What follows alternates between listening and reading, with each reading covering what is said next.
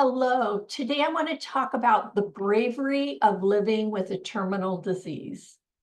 Many of us spend our lives fearing the worst. Some fears can include death, losing a child, becoming financially bankrupt, losing our career, or most of us fear we're hearing of the words you have a terminal disease. My mother's brother was named Rocky. He was 78 at his last birthday. He had an unusual name for the time period that he was born in, but my grandmother loved the name and it stuck. He was always someone who was living in the wrong period of time. He grew up in a family of hardworking blue-collar workers, but he was someone that was a creator and a dreamer. Unfortunately, he couldn't go to college and explore what he could have done, so he became a person who worked in the woods as a logger. He did that for many years and he became very good at it. He met my Aunt Jackie at a church function, and they were both in their 20s, and it was love at first sight. They were so close that they seemed to only need each other. They hated being apart, and when they went to social gatherings, they always sat next to each other holding hands, even as they grew older together. When my uncle got into his 60s, he realized he needed more sedentary work, and he always worked well with wood. And as he started an online business selling wood products to artists who created their sculptures or their pieces of wood, he was able to find wood that was scarce or regional, which made his wood even more desirable.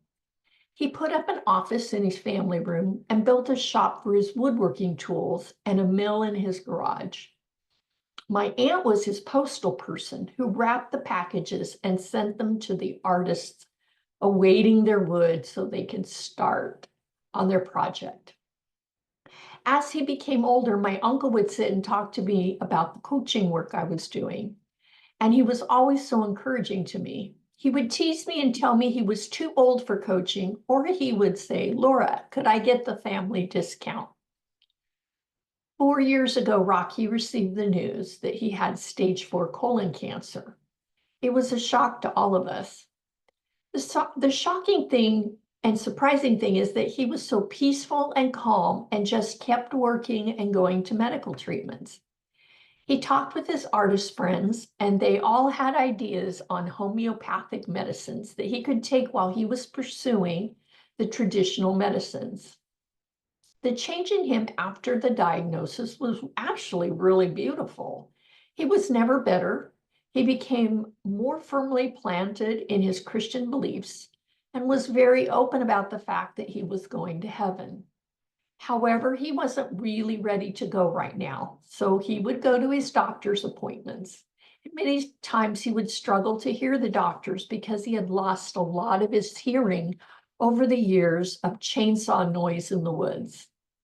He took the medicine and the chemo and the radiation. He was able to live another 4 years after he was diagnosed. His life was a testimony to his peace, to being calm, and to further his faith. He would talk for hours to my mom about their childhood, and he attempted to heal family wounds that had occurred over time.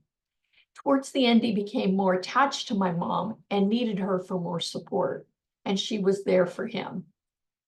We didn't know how much time, though, that he was taking care of my aunt.